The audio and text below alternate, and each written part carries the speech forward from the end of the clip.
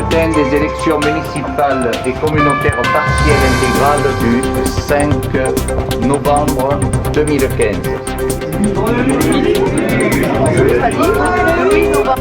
Ça arrive à la table des zik, s'il vous plaît, on sauter. Nombre d'inscrits 3309. Votants 2184.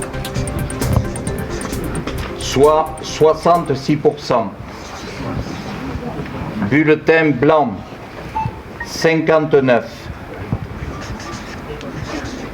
Soit 2,70%. 2,70%. Bulletin nul 127. Soit 5,82%. Exprimé 1998, soit 60,38%. Participation 66%.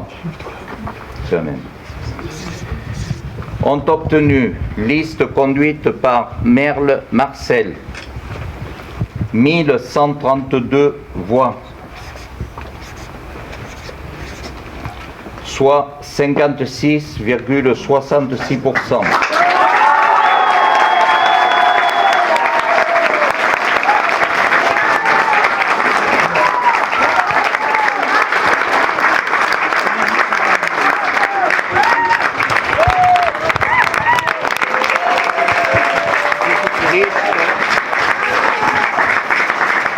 Liste conduite par Michel Angélique. 866 voix, soit 43,34%.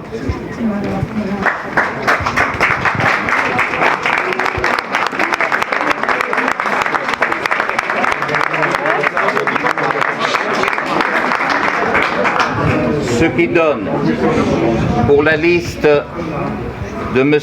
Marcel Merle, 21 conseillers municipaux. Pour la liste de Mme Michel Angélique, 6 conseillers municipaux. Ce qui donne, pour la liste conduite par M. Merle, 13 conseillers communautaires. Pour la liste conduite par Mme Michel Angélique, 3 conseillers communautaires. Je vous remercie. Alors qu'avec une liste unique, vous l'auriez peut-être pas eu. Et c'est vrai que c'est toujours un peu douteux. Voilà. Comme ça, c'est parti du jeu. Écoutez ma réaction, je vais vous dire. Je pense que j'ai rendu un grand service à Monsieur Merle. Vous savez, quand vous avez une liste unique, c'était une élection imposée. En créant une seconde liste, du coup on laisse le choix aux Marvejols. Les Marvejols ont fait leur choix.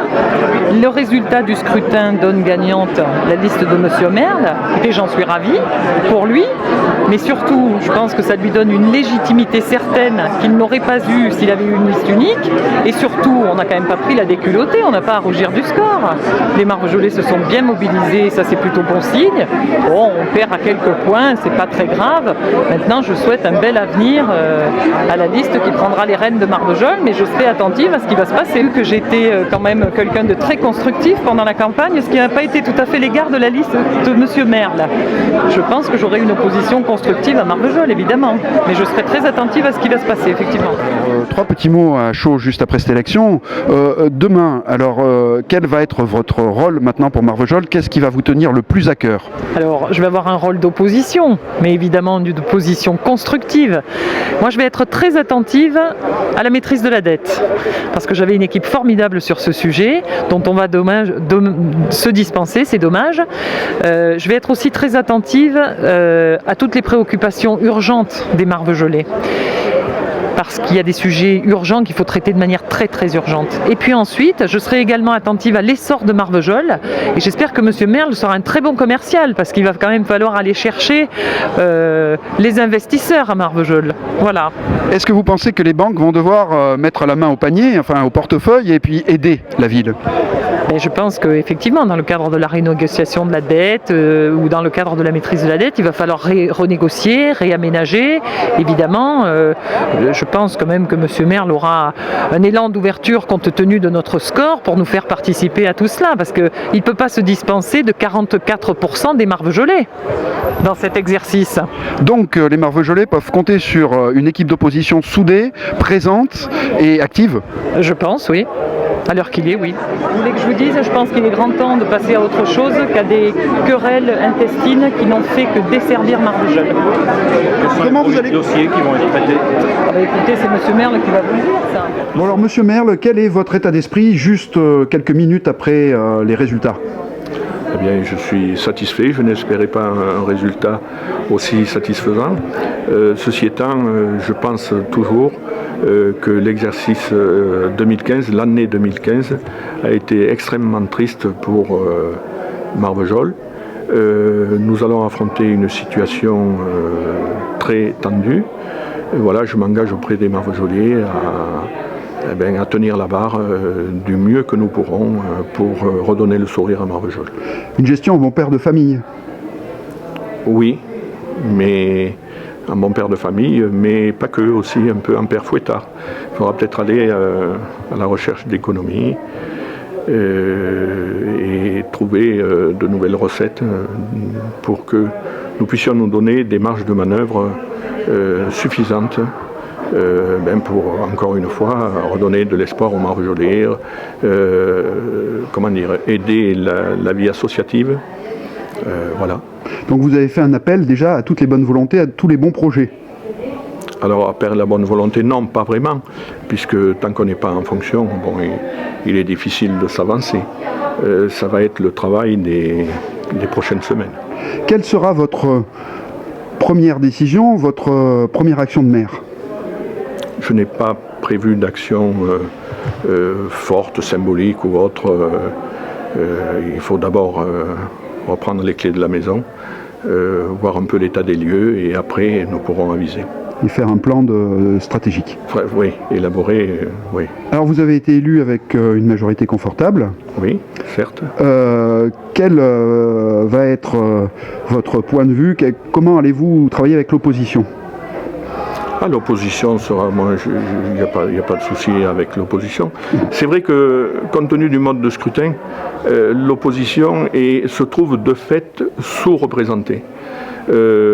Nous les associerons, je pense que de notre côté il n'y a pas de problème de ce côté-là, nous les associerons aux travaux des commissions que nous allons créer et que nous allons surtout faire fonctionner, parce que bien souvent on annonce la création de commissions qui s'endorment très rapidement et qui n'apportent pas grand-chose. Nous comptons beaucoup sur ce travail, sur le travail de ces commissions, et nous souhaitons y associer la population, le monde associatif, de façon à essayer de rassembler les gens vers une certaine unanimité. C'est un souhait exprimé. D'accord. Il reste à le réaliser. Vous avez 4 ans? J'ai 4 ans, oui. C'est long et c'est court. C'est long et c'est court. J'ai dans mes pensées, on est un peu devant la feuille d'examen où on a 4 heures. Là, on a un peu plus, on a 4 ans. Mais bon, la difficulté est là. Et comme toujours au début, on ne sait pas trop dans quel sens il faut tourner la feuille. Et je pense que vous avez eu une pensée pour tous ces gens qui habitent Marvejol et qui ont souffert, qui sont dans des attitudes mitigées et qui attendent un espoir. Qu'est-ce que vous avez envie de leur dire ce soir? J'ai envie de leur dire simplement que Marvejol est une belle ville, qu'on y vit bien. Personnellement, je n'ai pas du tout envie d'en partir. Je vois là, parmi mes colistiers, des gens qui ont des jeunes enfants, ils sont heureux de vivre à Marvejol. Ils veulent simplement prendre en main leur avenir. Voilà. Est-ce qu'une majorité confortable, ça va permettre aussi à l'économie de redémarrer, aux entreprises? Qu'est-ce que vous auriez à leur dire aux entreprises? Venez vous installer à Marvejol, pourquoi? Éventuellement, nous ferons un appel à eux, bien sûr, en particulier sur les locaux qui seraient adaptés pour des usages artisanaux, industriels, commerciaux, pour leur proposer de façon à relancer l'activité économique. Ceci étant, l'économique est de la compétence de la communauté de communes. Et donc nous travaillerons de concert avec eux pour le développement économique en général, le tourisme, et voilà. Alors, le déchaînement médiatique de la presse nationale a été énorme. Est-ce que vous n'auriez pas aujourd'hui maintenant envie de leur dire « Revenez nous voir demain, vous avez parlé de nous, faites le bilan et venez voir qu'on va bien ». Non, non. Je demanderai aux médias nationaux de nous oublier un petit peu, de laisser nos plaies et nos blessures se refermer tranquillement. Et je les inviterai à venir nous revoir plus tard, en espérant avoir inversé le sens des choses et avoir redonné de l'optimisme au Marvejoulais. Petite dernière question, vous avez une pensée pour quelqu'un en particulier ? Bien sûr, je ne vous l'ai pas cité, mais vous l'avez bien compris. Travailler sur remettre un peu en marche l'équipe des personnels communaux, puisqu'il semblerait qu'il y ait quelques flottements. Ensuite,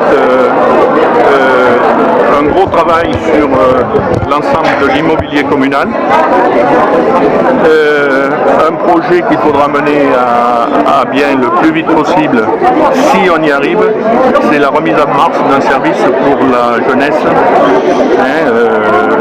Au travers, peut-être, si c'est possible, relancer la maison pour tous.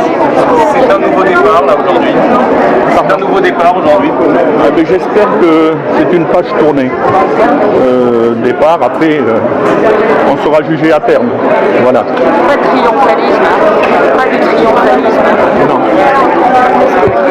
Non, parce que je vous dis, 2015 est une année triste et on arrive avec des possibilités financières tout à fait contraintes et donc il faut qu'on se mette au travail avant de pouvoir annoncer quoi que ce soit.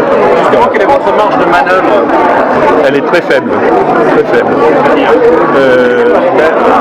Pour le moment, on n'a pas de marge de manœuvre. J'espère sincèrement que nous allons être un peu soutenus par l'État, la région, le département. Sans quoi, ça restera très difficile pour redonner de l'espoir aux Marvejoulais. Voilà. Avec votre proposition, Alors bien sûr, ils seront... appelé à l'Union. On avait appelé à l'Union, bien sûr, et ils seront associés dans les commissions, comme ça se fait régulièrement. Quoi. Les impôts vont augmenter de toute façon. Alors les impôts ont déjà augmenté à l'initiative de la Chambre régionale des comptes.